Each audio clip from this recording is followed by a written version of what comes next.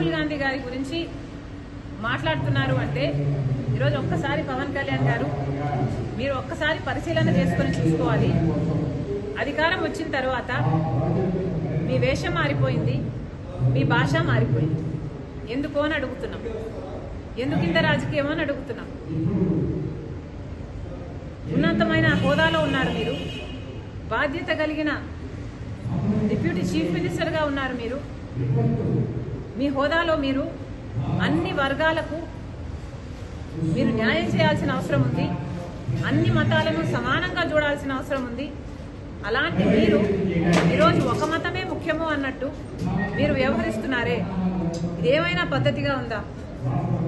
Deputy chief మినిస్టర్గా ఉన్న మీరు ఈరోజు మీరు ఒక మతానికి చెందిన వేషాన్ని వేసుకొని, ఆ బట్టలు వేసుకొని మీరు అఫీషియల్ డ్యూటీస్ చేస్తుంటే మిగతా మతాల వాళ్ళకి అభద్రతా భావం కలగదా? ఏం ఆలోచిస్తున్నారు సార్? అసలు జనసేన పార్టీ అన్నది ఒక సెక్యులర్ పార్టీ అన్న ఉద్దేశం ఉండేది మాకు.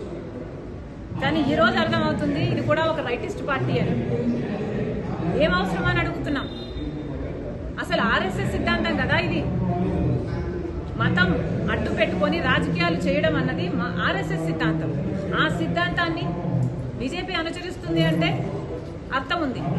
మీరెందుకు ఆ సిద్ధాంతాన్ని ఎత్తుకున్నారు? మీరు కూడా బీజేపీ లాగా ఏమైనా ఆర్ఎస్ఎస్ మీరు కూడా ఏజెంటా, డబుల్ ఏజెంటా? మోడీ డైరెక్షన్ లో కదా జరుగుతున్నది ఈ యాక్టింగ్ అంతా. మోడీ గారు డైరెక్ట్ చేస్తున్నారు, పవన్ కళ్యాణ్ గారు యాక్టర్ గా మారారు. ఎందుకని అడుగుతున్నాం. మీరా రాహుల్ గాంధీ గారి గురించి మాట్లాడేది? ఏమైంది సార్? మణిపూర్లో క్రైస్తవుల ఊచకోత చేస్తే బీజేపీ పార్టీ, ఇదే మోడీ గారు ఎందుకు మాట్లాడలేదు మీరు? మరి ఇప్పుడు ఒక మతమే ముఖ్యం అన్నట్టు మీరు మాట్లాడుతున్నారే, మరి ఆ మతానికి చెందిన వాళ్ళు మనుషులు గారా? ఆ మతానికి చెందిన వాళ్ళు మీకు ఓట్లు వేయలేదా? మీరోజు ఒక హోదాలో ఉన్నారు, ఒక పదవిలో ఉన్నారు, కనీసం ఆలోచన కూడా లేకుండా మీరు మిగతా మతాలు ఏవి ఇంపార్టెంట్ కాదన్నట్టు ఒక మతాన్నే భుజాన వెత్తుకుంటే మరి మిగతా మతాల వాళ్ళంతా ఏమనుకోవాలండి మిమ్మల్ని? మీరా రాహుల్ గాంధీ గారి గురించి మాట్లాడేది?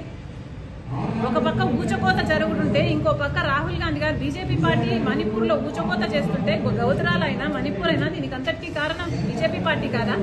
ఒక పక్క బీజేపీ పార్టీ అంత నీచంగా అంత ఇదిగా చేస్తుంటే ఇంకో పక్క రాహుల్ గాంధీ గారు ప్రేమ కోసం, ఐక్యత కోసం, సోదర భావాన్ని పెంచడం కోసం కన్యాకుమారి నుంచి కశ్మీర్ వరకు 1000 కిలోమీటర్లు పాదయాత్ర చేశారు. ఆయన గురించి మాట్లాడుతున్నారు మీరు అంటే. రాహుల్ గాంధీ గారి గురించి మాట్లాడుతున్నారు అంటే ఈరోజు ఒక్కసారి పవన్ కళ్యాణ్ గారు మీరు ఒక్కసారి పరిశీలన చేసుకొని చూసుకోవాలి. అధికారం వచ్చిన తర్వాత మీ వేషం మారిపోయింది, మీ భాష మారిపోయింది. ఎందుకో అని అడుగుతున్నాం. ఎందుకింత రాజకీయం అని అడుగుతున్నాం. ఉన్నతమైన హోదాలో ఉన్నారు మీరు, బాధ్యత కలిగిన డిప్యూటీ చీఫ్ మినిస్టర్గా ఉన్నారు మీరు. మీ హోదాలో మీరు అన్ని వర్గాలకు మీరు న్యాయం చేయాల్సిన అవసరం ఉంది. అన్ని మతాలను సమానంగా చూడాల్సిన అవసరం ఉంది.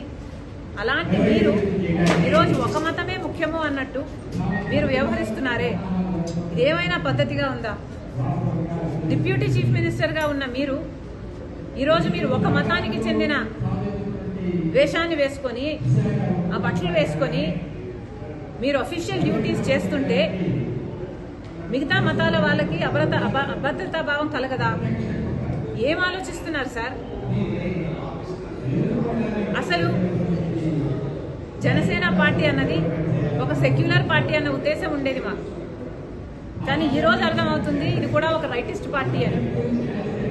ఏం అవసరం అని అడుగుతున్నాం. అసలు ఆర్ఎస్ఎస్ సిద్ధాంతం కదా ఇది. మతం అడ్డు పెట్టుకొని రాజకీయాలు చేయడం అన్నది ఆర్ఎస్ఎస్ సిద్ధాంతం. ఆ సిద్ధాంతాన్ని బీజేపీ అనుసరిస్తుంది అంటే అర్థం ఉంది. మీరెందుకు ఆ సిద్ధాంతాన్ని ఎత్తుకున్నారు?